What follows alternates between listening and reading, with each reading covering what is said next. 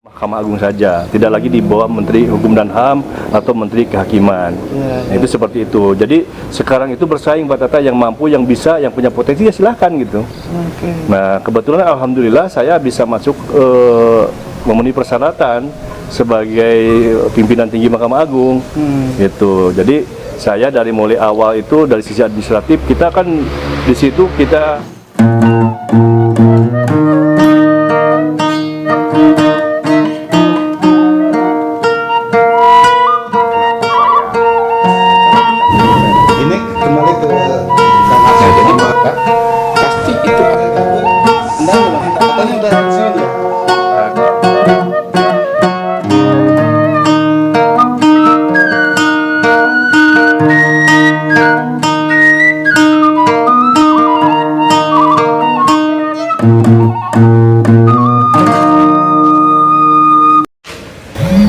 Assalamualaikum warahmatullahi wabarakatuh. Siang ini, sore ya, kami berada di Rancabango Hotel Resort, tepatnya di Jalan Rancabango, Tarogong Kaler, Kabupaten Garut jelasnya. Ini anugerah karena sahabat spesial di era tahun 2007, kalau tidak salah saya mengenal beliau hingga saat ini. Bertepatan sekali karena beliau tidak akan lama lagi didaulat sebagai petinggi di Mahkamah Agung Indonesia. Tidak lain adalah Dr. Haji Yus Suryana SH MH. Wilujeng sonten Pak Haji. Pak Tata. Aduh, pulang di Jakarta Pak Haji ya? Iya, biasa. Kalau Sabtu Minggu biasanya pulang, atau kadang-kadang cuti hari Senin pulang juga. Pulang 2 minggu sekali. 2 minggu sekali biasanya kalau normal seperti itu. Oh iya iya. Jadi kalau ada hal-hal mendesak ya seminggu juga pulang Pak Tata. Kebetulan ini lagi cuti nih Senin ini. Iya. Cuti ya, besok masuk. Besok insya Allah masuk. Besok masuk. Iya. Pak Haji, jabatan di Pak Haji sekarang apa sih? Saya panitera di Pengadilan Negeri Jakarta Timur. Panitera di Pengadilan Negeri Jakarta Timur. Iya betul. Nah dulu waktu di Garut, keluar Garut tahun berapa Pak Haji? Kurang lebih akhir-akhir tahun 2014 ya, awal 2015. Jabatan di Garut? Panitera dan Sekretaris Pengadilan Negeri Garut. Panitera dan Sekretaris. Iya. Dari Garut kemana tuh Haji? Setelah dari Garut, pertama keluar itu ke Pengadilan Negeri Cianjur sama jabatannya Panitera Sekretaris. Setelah itu berapa lama di Cianjur? Di Cianjur kurang lebih lah 1 tahun 6 bulan. Ya. Jadi 1,5 tahun lah gitu ya. Ya.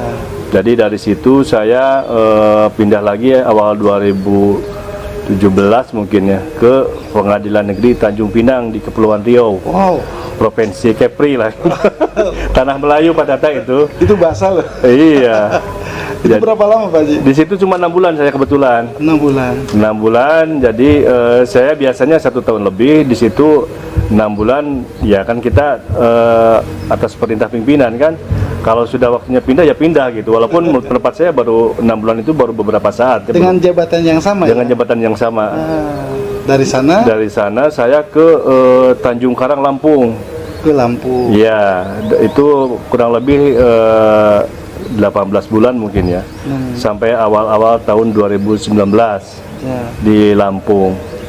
Ya banyak kenangan lah di situ. Saya bisa buat masjid yang kurang lebih 2 miliar lah untuk ukuran masjid di Pengadilan Negeri gitu. Cukup besar. Di Lampung itu. Di Lampung. Termasuk kan di Cianjur juga. Iya, di Cianjur dulu saya buat masjid juga di situ, ketua panitianya. Subhanallah. Saya buat masjid dulu itu di Cianjur karena sempit, ada musola. Ketika bulan Ramadan desak-desakan, ya saya punya inisiatif supaya bisa berjamaah banyak bareng-bareng, ya saya buat masjid lah, habis 600 juta mungkin dulu di Pengadilan Negeri Cianjur. Ya. Itu jadi ya alhamdulillah lah, mudah-mudahan ada kenang-kenangan lah. Tiap dipindahkan itu ya, pasti bangun masjid. Amin insya Allah lah kalau ada kesempatan seperti itu. Nah, Pak Tata. Dari Lampung ke Sidoarjo. Pengadilan Negeri Sidoarjo sampai tahun 2019 akhir. Ya. Baru kemarin, nah tahun 2020 baru saya pindah ke Pengadilan Negeri Jakarta Timur. Ke Jakarta Timur. Iya. berarti belum lama ya, baru sudah 1 tahun berarti kan? 1 tahun lah mungkin kurang lebih di Jakarta Timur ini. Itu Pak, beda-beda suasana. Ya pasti beda kan, ada kultur wilayah, adat istiadat, kemudian juga apa namanya kebiasaan-kebiasaan yang menurut pendapat saya itu jadi referensi hasanah bahwa budaya Indonesia itu begitu banyak dan begitu lengkap begitu. Jadi itu apa namanya, kita bisa menyesuaikan diri di satu tempat ke tempat yang lain gitu. Jadi intinya menambah wawasan, menambah ilmu, dan juga kita kemanapun bisa diterima begitu ya. Alhamdulillah. Apalagi Bapak orang Sunda ya? Orang Sunda. Dan kebetulan di beberapa daerah yang saya kunjungi itu ada komunitas juga orang Sunda. Seperti di Kepri Tanjung Pinang itu ada. Oh, ada ya. Ada. Jadi seperti di Lembur Sorangan lah gitu Pak Tata. Ada pejabat di Kepri? Ada, pelaksana saya itu tempoh hari itu dari ini apa namanya, dari pertanahan, Badan Pertanahan Nasional, BPN ya. BPN juga dari kantor pajak. Itu kalau berangkat dari Bandung kemudian ke apa namanya, ke Batam, dari Batam naik ferry ke Tanjung Pinang 1 jam. Dari Bandung ke Batam? Ke Batam ya, dari Batam naik ferry. Naik ferry. Jadi perjalanan itu darat, udara, laut gitu. Tidak jauh dengan Singapura Pak ya? Ya, saya sering main karena 1 jam pakai ferry ke sana. Dari Tanjung Pinang ke Singapura itu cuma 1 jam Pak Tata. 1 jam? 1 jam saja. Jadi orang lain itu harus bayarnya mahal-mahal, saya cuma nyebrang aja kan begitu. Paling bawa paspor aja seperti itu. Oh, paspor. Oh, bawa paspor? Iya, bawa paspor juga. Karena itu antar negara kan begitu. Ya. Nah, Bapak pindah-pindah, keluarga di Boyong gitu ya? Keluarga selama ini tetap di Garut karena istri saya PNS ya. Ibu Nani Indiani kebetulan lagi melaksanakan tugas di SMKN 2 Garut ya. Dia ngajar bahasa Indonesia dan anak-anak juga tetap di sini, tetap di Garut. Karena saya tidak ingin apa namanya, banyak pindah, banyak gangguan lah gitu, banyak kendala buat keluarga. Makanya selama ini saya pindah kemanapun. Jadi bujangan terus ya? Bujangan lokal gitu. Bujangan terus Pak Tata. Keren. Iya. Ini kita bangga nih. Saya secara pribadi, beliau pituin orang Garut, saat ini menjadi pejabat negara yang luar biasa karirnya. Dia berpindah-pindah, tadi diulangi lagi dari Garut ke Cianjur, Cianjur ke Tanjung Pinang, Tanjung Pinang ke Lampung, ya. Lampung ke Sidoarjo, Jakarta Timur. Iya. Saat ini, nah, beliau mengikuti testing di Mahkamah Agung. Luar biasanya, kata beliau itu yang daftar ada 60 orang. Ya, awal-awalnya seperti itu. Ya. Jabatan apa Pak di MA itu? Kalau jabatan yang saya ikuti itu Sekretaris Panitera Mahkamah Agung Pak Tata. Cuma itu masuk level jajaran pimpinan tinggi Mahkamah Agung. Ya. Karena di Mahkamah Agung ini ada beberapa orang pimpinan, baik itu eselon 1 dan eselon 2. Nah kebetulan karena ini lelang jabatan, jadi siapapun dari manapun asal memenuhi persyaratan bisa ikut. Nah gitu. Kalau saya lihat jenjang Pak Tata, saya itu sekarang jadi pimpinan di tingkat pengadilan negeri. Kalau jalur reguler yang biasanya dari pengadilan negeri itu menginjak dulu ke pengadilan tinggi di tingkat provinsi. Nah setelah itu baru ke Mahkamah Agung. Nah ini karena ada lelang jabatan dan kebetulan alhamdulillah saya lolos. Kalau nanti misalnya ditakdirkan Allah masuk ke Mahkamah Agung, ini saya loncat ini Pak Tata, bukan naik lagi dari pengadilan negeri ke Mahkamah Agung. Betul, yang seharusnya saya dari pengadilan negeri naik sedikit ke pengadilan tinggi baru ke Mahkamah Agung. Nah ini saya itu kalau misalnya dari 3 besar ini saya terpilih, ini loncat saya itu Pak Tata dari pengadilan negeri langsung ke Mahkamah Agung. Padahal ini kan jenjangnya itu sangat ketat lah Pak Tata. Ketat ya. Ketat sekali karena itu ada rekam jejak, ada syarat administratif, ada psikotes, ada juga tes kemampuan dasar, tes kemampuan bidang, ada wawancara juga dari pihak luar ya, dari perguruan tinggi atau akademisi, kemudian juga dari dari Menpan, dari BKN. Jadi ini betul-betul objektif lah, melibatkan orang luar seperti itu. Waktu itu dibuka di bulan apa Pak? Di bulan Mei lah kurang lebih Pak Tata. Mei 2021. 2021. Saya ingat mungkin awal bulan Ramadan lah tempoh hari itu. Jadi panjang. Memang betul yang daftar 60 orang ya? Ya itu kan seluruh Indonesia Pak Tata, dan itu bukan cuma dari Mahkamah Agung. Jadi dari luar pun silahkan, saya ini lelang jabatan gitu. Ya. Jadi mungkin bisa dari Kementerian Dalam Negeri, bisa juga misalnya dari dari Kejaksaan. Kalau mau ya silakan, itu bisa saja ikut di situ. Nah dari 60 kemudian disaring jadi 30. 30. Nah terakhir itu 6 orang Pak. 6 orang. Nah disaring lagi terakhir sekali ini sudah di ujung sampai 3 orang.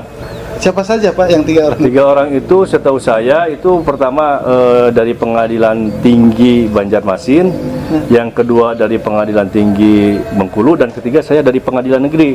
Jadi lawan saya ini melawan Pengadilan Tinggi, bukan Pengadilan Negeri lagi levelnya itu Pak Data saya itu. Subhanallah. Saya satu-satunya dari Pengadilan Negeri. Jadi lawan saya yang kemarin-kemarin itu dari Pengadilan Tinggi ya, level provinsi. Ya, dua-duanya pengadilan tinggi. Pengadilan Tinggi. Hanya Bapak yang Saya yang dari tingkat pertama gitu di Pengadilan Negeri Jakarta gitu. Pak, itu tesnya apa saja sih? Itu biasanya ya kemampuan pertama itu ada juga tes kita membuat makalah hukum ya. Makalah, dan di situ Pak Tata bukan kita dibuat di rumah kemudian dibawa dipresentasikan. Jadi pada saat itu dikasih waktu kurang lebih 3 jam kita buat makalah di situ. Jadi 3 jam itu, dan kita judulnya bukan judul yang dari kita, jadi mereka yang menentukan judul gitu. Nah itulah yang kadang-kadang kita juga kelabakan juga. Misalnya Pak Tata datang coba mau ngomong masalah hukum apa di situ. Waktu itu apa Pak makalahnya? Saya tentang tupoksi yang di Mahkamah Agung lah yang saya itu mengenai pekerjaan apa, inovasi apa yang akan dilaksanakan kalau seandainya saya lolos di Mahkamah Agung. Nah itu emang beda-beda ya? Beda-beda, beda-beda terserah kita. Yang ada dalam otak kita tuh yang kita kuasai apa gitu. Itu susahnya situ. Yang saya takutkan itu kan dikasih materi, sementara kita tidak siap, kan bingung apa yang mau diketik. Seperti Pak Tata misalnya. Berapa begitu. halaman Pak Bapak? Saya 15 halaman itu juga ya sekuat tenaga karena itu mendadak kan tidak dipersiapkan dari rumah. Dulu kan biasanya kalau presentasi itu kita buat di rumah, kemudian kita dipresentasikan seperti buat skripsi kan begitu. Ini enggak, jadi kita harus buat di tempat. Dibuat di tempat Dan dipresentasikan besok harinya. Pak ini Bapak termasuk salah satu jenius ya? Ya biasa saja lah menurut saya karena betul saya kebetulan di bidang hukum gitu Pak Tata. Ya walaupun begitu tetap kalau dihadapkan tes 3 jam di tempat dan presentasikan di sana. Iya betul. Ya karena apa ya, mungkin karena kita sudah terbiasa praktek administrasi hukum, jadi secara tidak langsung mengasah kita Pak. Seperti kalau golok itu sering dipakai makin tajam gitu. Ya. Nah itulah mungkin keuntungan saya, karena kalau orang luar mungkin ikut kan tadi saya bilang di awal bahwa ini bisa dari Departemen Dalam Negeri, bisa dari Kejaksaan gitu. Tapi ketika menyangkut ranah pengadilan kan mungkin mereka tidak begitu paham Pak Tata. Seperti itu. Nah saya alhamdulillahnya karena sudah hampir 20 tahun mungkin di pengadilan Pak Tata. Dari tahun 94 saya mulai bertugas Pak Tata. 94. Iya, dari mulai CPNS sampai jabatan tertinggi di Pengadilan Negeri Garut. Ditempatkan di Garut. Iya, dan saya itu Pak Tata sebetulnya kan kalau dulu ada istilah tambal sulam. Orang tua saya di sini kerjanya di Pengadilan Negeri Garut. Oh. Gitu. Sebagai apa Pak? Panitera pengganti. Kalau lihat sekarang jabatannya jauh lah dengan saya Pak Tata. Ya. Saya itu kadang-kadang mudah-mudahan ini jadi doa buat saya. Kalau beliau masih ada Pak Tata, ya mungkin bangga luar biasa ya. Tapi ya itulah mungkin setelah beliau tidak ada, saya naik ke jenjang lagi tinggi, apalagi ini rencana mau masuk Mahkamah Agung. Ya mudah-mudahan kebaikan-kebaikan beliau itu dibalas oleh Allah lah begitu. Amin. Begitu seperti itu Pak Tata. Nah Pak, kita pengen tahu, mungkin publik juga pengen tahu riwayat Bapak asal dari mana asli, kemudian menikah dengan ibu, melanjutkan sekolah. Iya. Saya itu asli dari Cinunuk Hilir ya Pak Tata. Cinunuk Hilir, Wanaraja ya. Cinunuk itu kan ada 3, ada Cinunuk Hilir, Cinunuk Girang, Cinunuk Tengah. Nah saya dari Cinunuk Hilir, yang mungkin orang mengenal sekarang itu di situ ada tempat ziarah Panggilan Papak ya di situ, di Cinunuk. Jadi tidak begitu jauh dari situ. Malahan mungkin dengan Pak Bupati satu keturunan juga dari Cinunuk. Pak Rudi Gunawan ini kan begitu. Beliau saya tahu bahwa itu orang tuanya kakeknya dari Cinunuk juga. Betul. Saya satu kampung. Dan dulu sebelum jadi bupati, Pak Bupati ini kan sering berkomunikasi karena dia lawyer kan begitu. Saya di Perli Garut, ya sering sering bertemu lah begitu. Nah sekarang sudah jabatan berbeda, beliau sudah jadi sekolah SD di Cinunuk Hilir, kemudian SMP di Wanaraja. Saya masuk di SMA Muhammadiyah di Garut. Nah situ saya masuk di Bandung di Universitas Pasundan. tahun 2000, mohon maaf ya, 1987 lah mungkin. Itu 87. Nah, saya ikut S2, S3 di tempat yang sama di Universitas Pasundan Bandung. Alhamdulillah 2019 saya udah S3 di Unpas Bandung. 2019. Iya. Begitu. Jadi intinya saya dari mulai sekolah SD, SMP, SMA ya masih di wilayah Jawa Barat lah. Jadi orang-orang Jawa Barat tulen gitu. Tidak pernah keluar daerah berpendidikan di mana begitu Pak Data. CPNS tahun 94 saya. 94. Di Garut. Di Garut. Ya menggantikan orang tua dulu itu kan boleh kan. Kalau sekarang sudah tidak ada itu.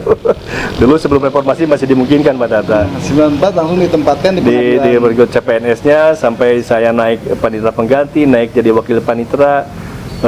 Mohon maaf sebelumnya panitera muda, kemudian wakil dan panitera jabatan tertinggi di Pengadilan Negeri Garut gitu Pak Data. Nah karena mengkhususkan harus berkembang ya saya berputar-putar dan keluar daerah gitu, harus seperti itu. Pak nih, Bapak kan Cinunuk ya. Pak Bupati Pak Rudi Gunawan Wanaraja juga Cinunuk? Iya, Cinunuk juga ya. Cinunuk? Iya, Cinunuk juga. Kan bapaknya Pak Bupati itu hakim. Betul. Kata Pak Bupati waktu talk show kami hakim pertama orang Garut. Iya. Itu bapaknya beliau. Dan beliau itu dulu bapaknya Pak Bupati ini satu kantor dengan bapak saya begitu di Garut. Makanya kenal waktu kecil Pak Rudi, saya kenal juga. Mungkin memang selisih sedikit lah usia dengan Pak itu. Mungkin dengan kakak saya satu angkatan dan kenal baik gitu. Jadi karena sama-sama orang pengadilan ya kenal juga orang tuanya dulu itu. Ya, di era itu anggap saja hakim merupakan jabatan cukup hebat Pak ya. Iya, betul. Saat itu. Hari ini orang Cinunuk lagi Pak. Amin, mudah-mudahan. Jabatan tinggi di mahkamah. Ya, amin, mudah-mudahan Pak Tata. Kata Bapak loncat ya dari. Iya, jadi bukan naik lagi loncat ini Pak Tata dari Pengadilan Negeri ke Mahkamah Agung gitu. Subhanallah. Sebelumnya itu tidak pernah ada loncat Pak. Jadi berjenjang dari Pengadilan Negeri ke Pengadilan Tinggi baru ke Mahkamah Agung. Jadi kalau istilah di Polres itu dari Polres ke Polda baru ke Mabes kan. Ini saya dari Polres langsung ke Mabes itu. Seperti itu. Apa memang karena reformasi di Mahkamah Agung? Ya, termasuk di atas seperti itu. Ya, dulu kan saya itu punya dua pimpinan Pak, dua atasan, maksudnya Menteri Kehakiman, kalau sekarang Menteri Kumham dan juga Ketua Mahkamah Agung. Tapi kan dari sisi ketatanegaraan itu tidak pas Pak Tata. Karena apa? Karena kalau Menteri Kehakiman kan itu eksekutif di bawah Presiden. Sementara kami kan yudikatif, lembaga yang berdiri sendiri, tidak boleh dalam bayang-bayang kekuasaan kan begitu. Nah makanya setelah reformasi itu ada istilah satu atap. Jadi kami itu hanya berada di bawah Mahkamah Agung saja, tidak lagi di bawah Menteri Hukum dan HAM atau Menteri Kehakiman. Nah, itu seperti itu. Jadi sekarang itu bersaing Pak Tata, yang mampu, yang bisa, yang punya potensi ya silahkan gitu. Nah kebetulan alhamdulillah saya bisa masuk memenuhi persyaratan sebagai pimpinan tinggi Mahkamah Agung. Gitu. Jadi saya dari mulai awal itu dari sisi administratif kita kan di situ kita daftar di Mahkamah Agung ini Pak Tata bukan hanya kita kan kalau yang standarnya fotokopi ijazah, fotokopi SK kan begitu persyaratan. Ini enggak Pak. Jadi ketika baru mendaftar saja pertama tidak pernah ada hukuman disiplin. Keduanya ketika kita bertugas di mana kan itu dicatat pernah bertugas di mana, itu kita apa inovasinya, rekam jejaknya ditanya semua. Ini pasti ada tim dari Mahkamah Agung menelusuri jejak rekam saya di masing-masing tempat, di Garut, di Cianjur, di Tanjung Pinang. Karena itu memang ada sesi seperti itu. Rekam jejak sebetulnya itu. Bapak terdeteksi sebagai pembangun masjid. Amin, mudah-mudahan. Mudah-mudahan Pak Tata itu. Ya, salah satu rekam jejak. Iya, sebetulnya kan saya juga kan di kampung di Cinunuk ini kan sampai sekarang masih ketua DKM Pak Tata. Walaupun saya sudah berpindah-pindah ya alhamdulillah lah. Ketua DKM di Masjid Asyura Kampung Cinunuk Hilir. Di kampung ya? Iya, masih sekarang itu. Saya punya yayasan Atajudin juga, saya punya binaan anak-anak tahfiz Quran. Subhanallah. Di Cinunuk Hilir ini Pak Tata. Kapan-kapan main lah. Insyaallah. Ya. Ini warga Garut sekali lagi beliau memang bagaimanapun juga saat ini adalah pejabat tinggi. Tetapi di kampungnya sebagai ketua DKM di Cinunuk. Kemudian beliau membina madrasah ya? Ya, anak-anak tahfiz Quran. Nah, anak-anak tahfiz Quran. Ya. Ada berapa anak-anak, Pak?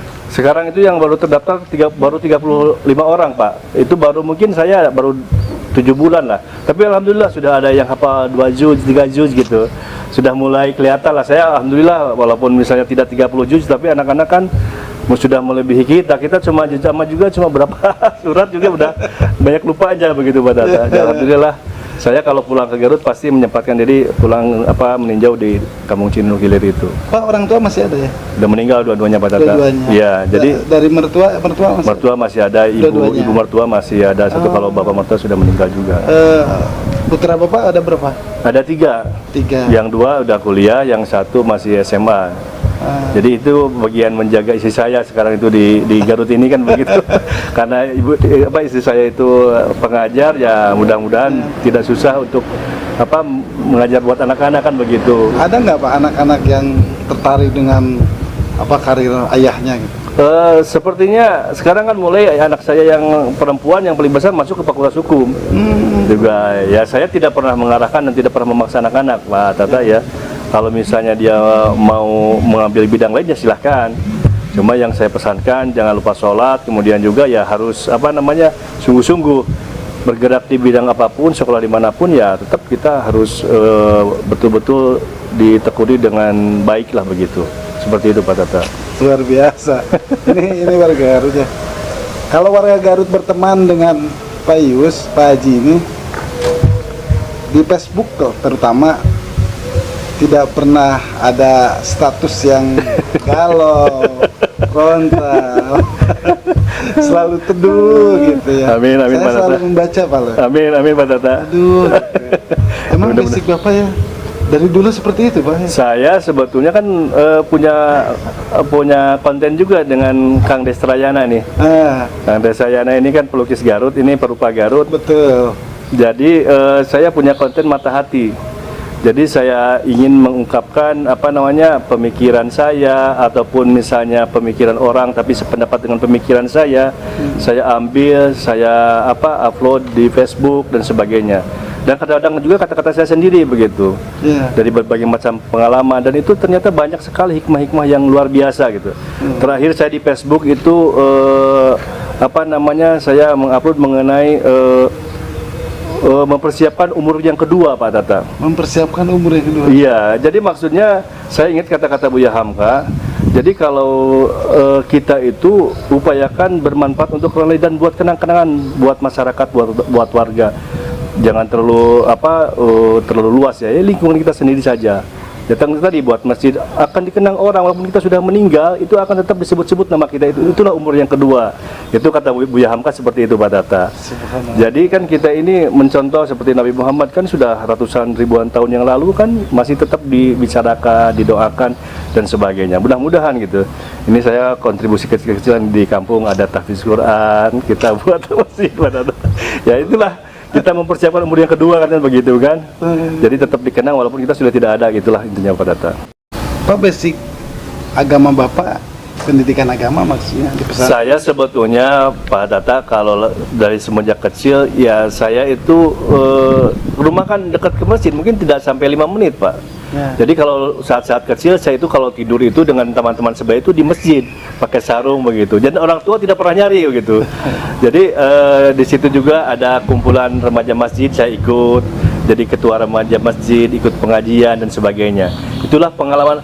Makanya tadi saya waktu ada dengar tahrim gitu, saya suka merinding, Pak Tata, kalau dengar tahrim pada saat subuh atau hari-hari lain di tempat-tempat lain kan banyak gitu. Saya pernah ada pengalaman, Pak Tata, waktu saya dari Batam naik ferry mau berangkat ke Tanjung Pinang sore-sore. Kan sore-sore suasana laut itu teduh gitu ya, matahari bersinar. 5:30 itu saya dengar tahrim sampai menangis, Pak Tata, itu. Ingat ke kampung halaman. Di laut. Iya, lagi di peri, di atas peri kan. Itu kan itu dekat pulau lah begitu ya kan. Di pulau itu ada yang memutar tahrim gitu, Pak Tata. Waduh, subhanallah, saya bilang luar biasa gitu kan. Jadi kalau kemana-mana saya dengar tahrim itu rasanya ada hal yang lain lah gitu, Pak Tata. Apalagi kalau subuh sering diputarkan. Sekarang itu banyak di kampung-kampung itu, termasuk di masjid saya itu, Pak Tata, kalau menjelang maghrib dan menjelang subuh itu diputar tahrim itu. Makanya terngiang-ngiang saat saya waktu di SD, ketika saya sekarang sudah berkiprah di pemerintahan itu, saya kalau mendengar itu kayaknya berbeda suasana hati saya itu Pak Tata ya. Dan itu pengalaman batin masing-masing berbeda-beda, mungkin itu ada yang jadi motivasi atau bagaimana gitu. Tapi alhamdulillah selama ini saya setidaknya masih bisa berkontribusi di kampung halaman saya lah gitu Pak Tata. Ya kan di medsos Bapak sering menulis mutiara yang lebih islami ya. Jadi tidak perlu ada komenan, orang membaca ya sudah. Karena orang yang beriman kalau membaca ya tersentuh kan. Saya itu kadang-kadang kan di Facebook itu ada reminder gitu ya, yang diposting sekian tahun ke belakang, ternyata banyak juga saya itu yang tahun-tahun 2010 kan begitu kan ada muncul lagi, saya share ulang. Jadi saya ingat Pak Tata, jadi kita itu berbuat baik jangan hitung-hitungan lah Pak Tata gitu. Meminta doa juga jangan melihat itu harus dari ustadz, dari kiai, dari orang kecil pun itu kita. Saya tuh kalau ketemu orang misalnya ada yang pengemis, saya selalu minta doa. Saya minta doa. Tidak tahu doa dari siapa kita itu yang akan dikabulkan. Dan ini kebaikan-kebaikan dari orang yang mendoakan saya. Saya kalau logika saya sekarang di karir saya Pak Tata, menurut saya itu mustahil saya itu sampai ke Mahkamah Agung buat saya pribadi gitu. Ini dari Allah itu luar biasa Pak, nikmat buat saya itu. Tapi yang saya rasakan itulah bahwa selama ini saya berpikir seperti itu, berbuat baik dan tidak memperkecil rezeki dari Allah gitu. Itulah yang saya rasakan. Jadi rezeki itu kadang-kadang kita itu terlalu berpikir ke uang. Tidak ada uang, tidak ada rezeki. Padahal itu sekarang itu kan, apalagi dikaitkan dengan COVID kan, kesehatan itu sekarang paling utama begitu. Berapa oksigen yang kita hirup setiap pagi, setiap hari. Sekarang kita kalau beli oksigen berapa, udah susah lagi sekarang kita pada seperti itu. Nih Pak nih, Bapak kan sempat cerita terkait Mahkamah Agung ya. Iya. Dulu Bapak suka lewat ke kantor ya, Mas. Iya, betul. Berdoa, ya Allah, ya mudah-mudahan suatu saat saya bisa ngantor di sana gitu. Itulah doa buat kita semua ya. Mungkin harus berpikir positif. Kalau dalam bahasa agama itu kita harus berhusnudon, berprasangka baik kepada Allah gitu. Suatu hal yang banyak yang menurut pendapat saya mustahil, banyak kejadian pada Tata gitu. Sampai saya naik haji pun saya menurut pendapat saya itu luar biasa pengalaman rohani saya gitu Pak Tata ya. Jadi saya ingat juga saya suka baca-baca kata-kata dari Ari Ginanjar Agustian. Dia dulu pernah berpikir main ke negara Jepang, katanya melihat ada baju baju kaisar Jepang lah mungkin gitu. Tapi nggak tahu bagaimana ceritanya sekarang itu ada di rumah beliau baju itu. Padahal itu sudah 10 tahun yang lalu. Mungkin ada yang ngirim atau yang bagaimana tahu beliau itu misalnya senang baju itu dan bagaimana. Jadi prinsipnya kalau hal-hal yang begitu tanamkan dalam pikiran kita, itu aura positif akan terus mendekat kepada kita.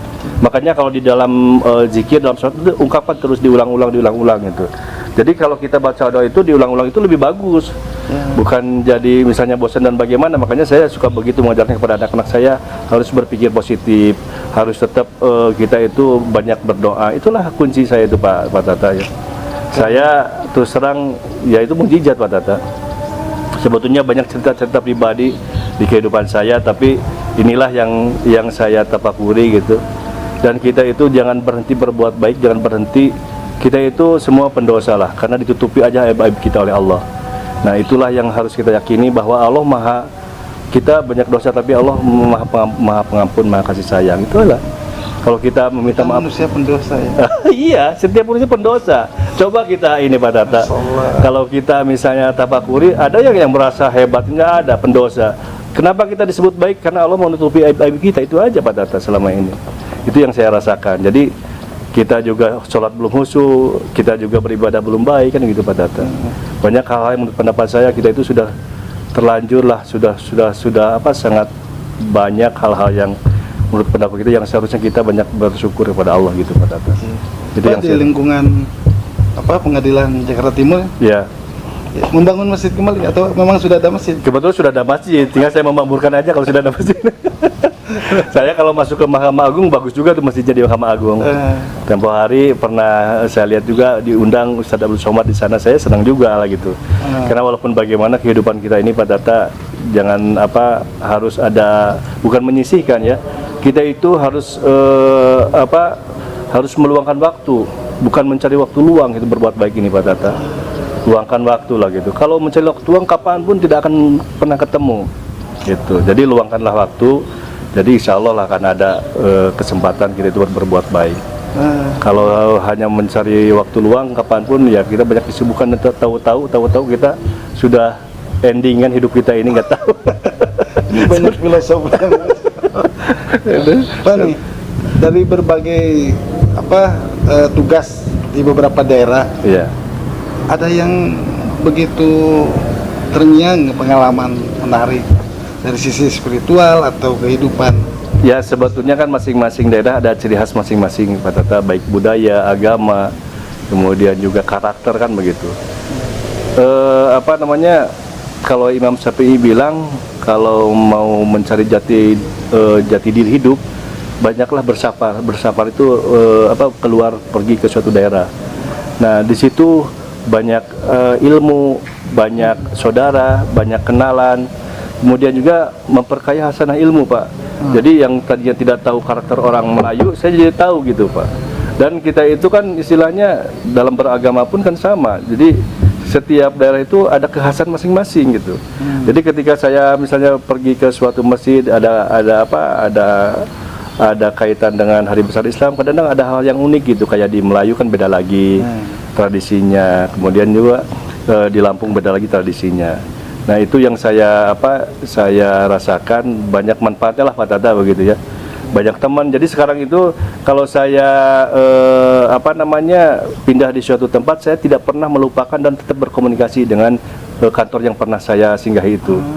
Kalau Lebaran ya kita kasih sarung kan begitu.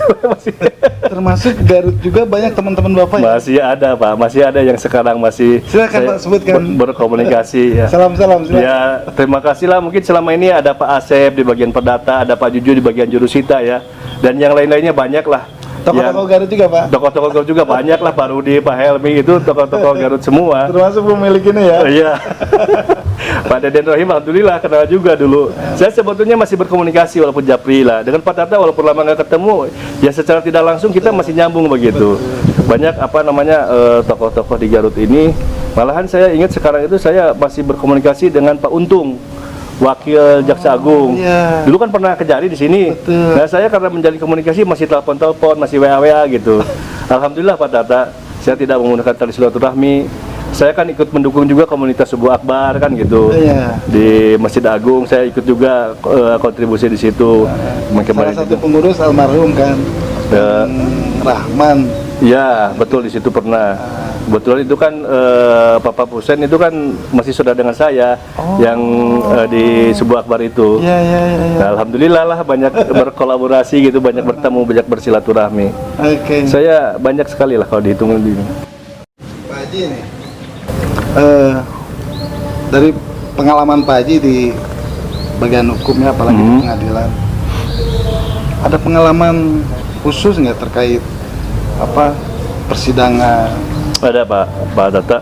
Jadi saya ini tugas pokoknya itu berkaitan dengan tupoksi saya.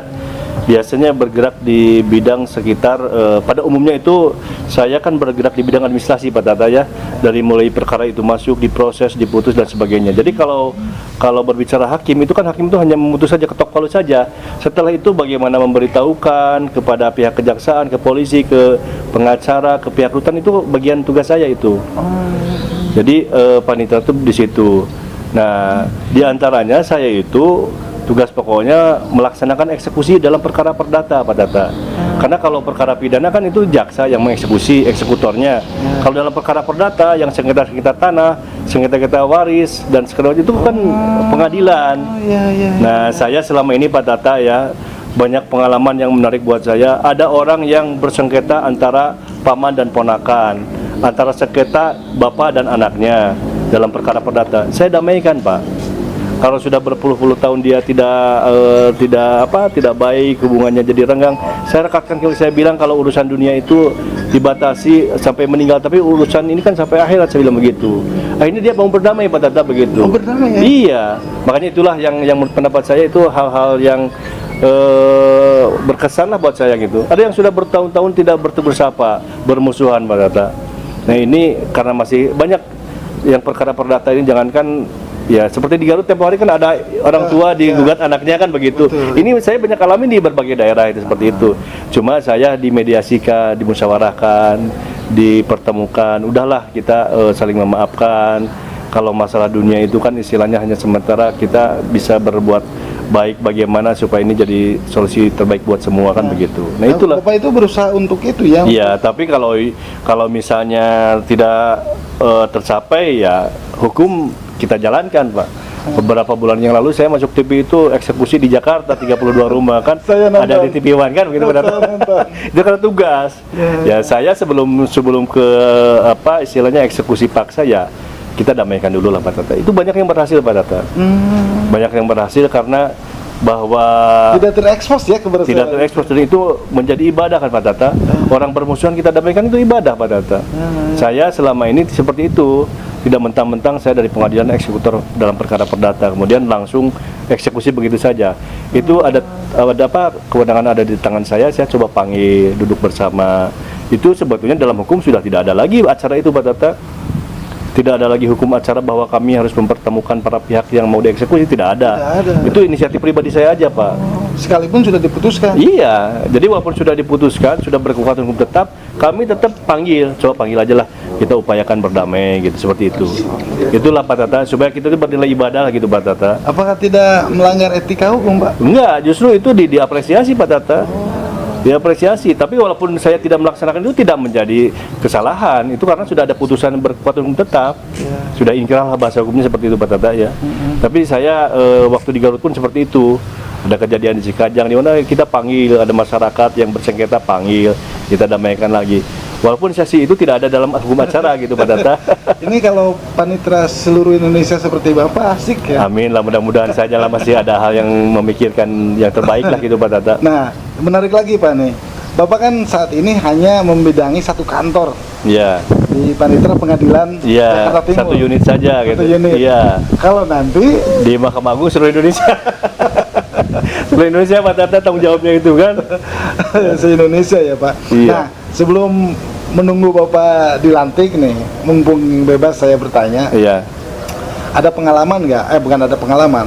Maksudnya kontradiktif nggak Pak ketika putusan perdata Bapak ke lapangan dengan hati Bapak lah? Ada saja Pak. Oh, ada saja. Ada saja itu.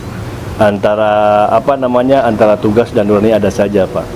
Saya misalkan begini Pak Tata, seorang prajurit tentara ataupun polisi ya. Ketika misalnya tentara kita disuruh berperang, kita tidak tahu bahwa alasannya apa segala macam karena diperintahkan harus berangkat. Seperti itu Pak. Tidak bertanya Pak, itu kan masih saudara saya misalnya ya begitu. Sebenarnya saya eksekusi juga Pak. Misalnya kebetulan ada saudara ya, karena itu sudah berkekuatan tetap ya kami harus tetap melaksanakan tugas gitu seperti itu. Ya adalah dimanapun bekerja dilema itu seperti itu pasti tetap ada Pak gitu. Jadi kami pun ya karena pelaksana dari putusan pengadilan mau menurut hati nurani saya mungkin ini atau pas atau tidak, tapi memang etika profesinya seperti itu bahwa kita harus melaksanakan karena kita juga sebagai aparat penegak hukum yang harus melaksanakan apa yang diputuskan ya tidak boleh tidak seperti itu. Artinya alasan Bapak kenapa harus melakukan pendekatan-pendekatan? Ya. Karena ya tidak harus selalu hukum dijalankan seperti itu. Iya.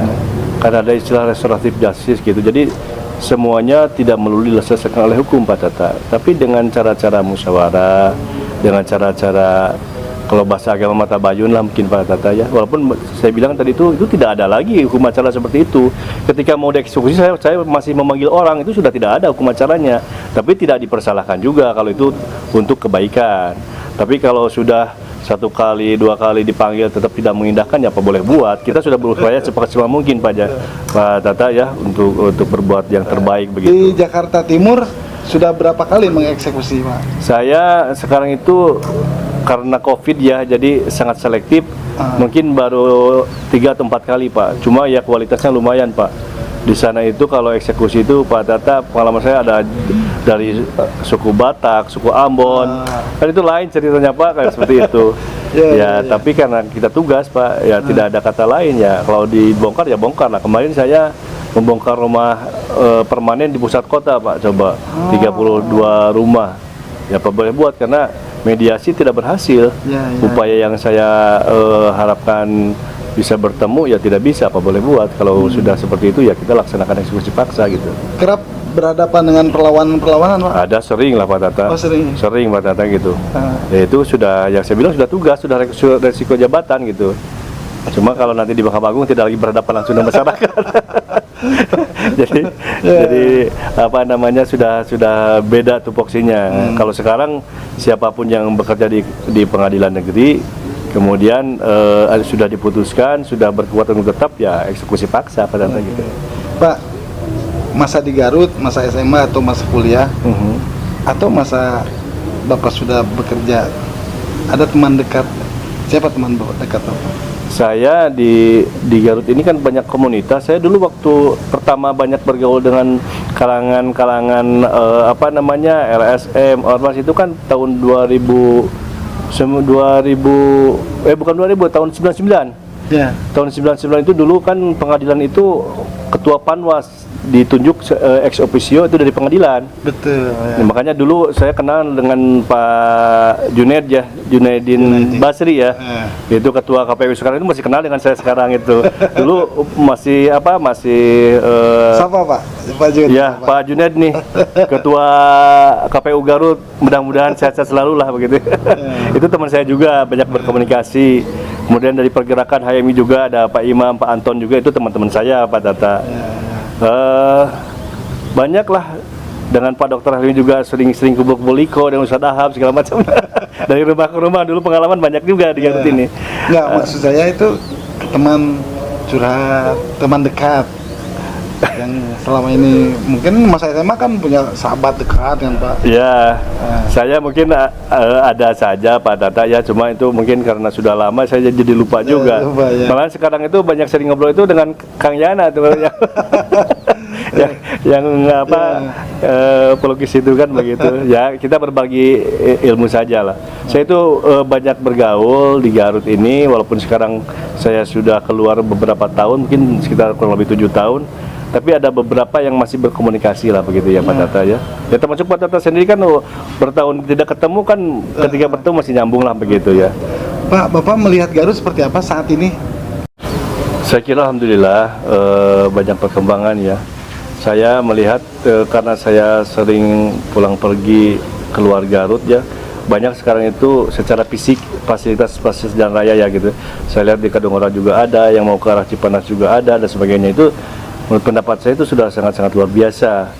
Mungkin hal-hal lain wisatanya juga, kalau sekarang pengaruh medsos yang menurut saya juga belum kenal di mana daerah itu, padahal itu di Garut gitu. Banyak sekali Pak Tata saya lihat itu yang destinasi wisata yang luar biasa, apalagi di daerah Pakidulan ya, sudah cukup bagus. Dan kemudian juga saya berapresiasi ke Pak Bupati juga ke Pak Wabub, karena itu kan sudah 2 periode mungkin ya. Ya kalau masalah pro kontra kurang lebihnya biasa ada, apalagi di Garut kan begitu. Cuma saya kira yang paling penting sekarang ini dimanapun menghadapi hal yang sama kan, masalah COVID ini. Mungkin yang sangat-sangat terasa pada saat sekarang ini kan masalah ekonomi masyarakat begitu. Tapi secara umum saya menilai bahwa kepemimpinan Pak Haji Rudi Gunawan dengan Pak Dr. Helmi ini sudah alhamdulillah ya, ada kemajuan melanjutkan estafet bupati-bupati sebelumnya kan seperti itu. Ya, sekalipun Bapak pulang 2 minggu sekali dari Jakarta. Iya. Cukup berbeda sekali perubahannya ya. Iya, luar biasa lah. Saya lihat itu sarana dan prasarana sudah. Kalau sudah di MA bisa-bisa Bapak langsung pulang ke Garut. Jadi mana udah? Sudah ini juga kan tempat yang kita bicara sekarang ini kan saya belum tahu sebelumnya Pak Tata. Ini representatif sekali menurut pendapat saya itu. Saya sudah sekian puluh tahun tidak bermain-main di area Cipanas segala macam nih. Ternyata ada tempat yang lebih bagus juga di sini kan begitu. Nah ini Pak, saya harus berulang-ulang menyampaikan bahwa Bapak itu ya sekalipun pejabat, tapi tetap humanis, dekat dengan masyarakat. Amin, mudah-mudahan terus komunikasi dengan siapapun berjalan dengan baik gitu ya, tanpa menyembunyikan berapa nomor WA. Sempat Bapak itu menjadi pemenang lelang lukisan almarhum Pak Haji Yusef Romli. Iya, betul. Kebetulan pelukis yang sangat piawai dan destrayana. Iya. Itu Bapak pemenangnya walaupun lagi di Jakarta Pak ya? Iya, itu masih di Sidoarjo, Jawa Timur. Oh, Sidoarjo. Iya. Saya berpikir begini, Pak Tata ya, kita itu harus ada kepedulian lah terhadap tokoh, apalagi tokoh itu kalau saya bilang tokohnya sudah kaliber ya minimal Jawa Barat lah, Pak almarhum Yusef Romli ini kan. Dia seorang budayawan, seorang seniman, seorang agamawan kalau buat saya itu Pak, karena saya banyak baca buku-bukunya, ternyata banyak unsur-unsur agamisnya di situ. Saya dikasih buku-buku juga oleh keluarganya Pak, karena setelah saya melihat sebetulnya itu kebanggaan buat warga Jawa Barat, buat warga Garut Pak Tata ya. Pak Yusef Romli ini aset yang luar biasa.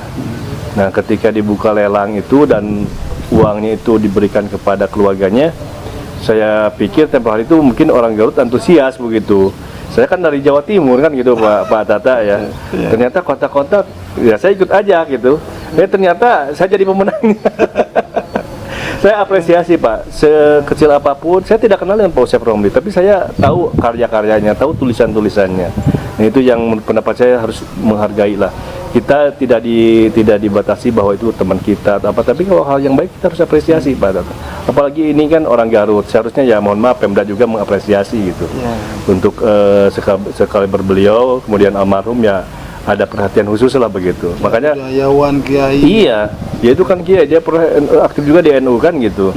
Kemudian juga tulisan-tulisannya itu sudah banyak dan dia itu sudah puluhan tahun di dunia jurnalis lah. Mungkin di dunia Pak Tata dan rekan-rekan sudah tahu siapa Pak Yusef Romli kan begitu. Tapi dia itu orangnya sederhana Pak. Sederhana, kemudian juga tulisan-tulisannya ringan dan unsur-unsurnya banyak di situ begitu. Nah, hebatnya Pak Haji Yusef Romli yang disampaikan oleh Bapak adalah kehidupan keduanya. Disebut-sebut Nah betul. Meninggal. Jadi kita itu harus mempersiapkan umur yang kedua Pak Tata. Pak Tata sendiri mungkin nanti kan dikenang orang, oh pernah ada kontribusi ini segala macam. Jadi umur bolehlah kita berakhir, usia boleh kita berhenti, tapi karya kemudian juga kontribusi kita di masyarakat tetap ada. Saya yakin itu, asal kita ikhlas akan dikenang lah. Pak Haji, bagaimanapun juga karir Pak Haji yang asli Pituin Garut menjadi kebanggaan kami sebagai orang Garut. Amin, amin. Apalagi Pak Haji ada di Jakarta yang esok lusa sudah menjulang. Amin, mudah-mudahan Pak Tata. Amin, amin, doanya saja Pak Tata. Karena kita sudah nyari 1 jam Pak Haji. Gak kerasa ya? Iya, saking sononya. Iya, gak kerasa waktu ini. Kami berikan waktu untuk Pak Haji sampaikan terhadap masyarakat Garut, terhadap pimpinan daerah Garut juga, atau kepada siapapun komunitas Garut, teman-teman yang ada di Garut. Baik, silakan Pak Haji. Terima kasih. Salam hormat saya terutama buat Pak Bupati, Pak Wakil Bupati. Alhamdulillah ya Garut sudah banyak perubahan ke arah yang lebih baik. Juga saya selaku pribadi juga kepada warga masyarakat Garut mohon doanya lah, mudah-mudahan perjalanan karir saya bisa berjalan dengan lurus, sehat dan berkah buat semua lah begitu. Apapun itu profesi pekerjaan dimanapun berada, berbuatlah yang terbaik gitu. Bahwa sebaik-baiknya umat adalah yang bermanfaat untuk yang lain.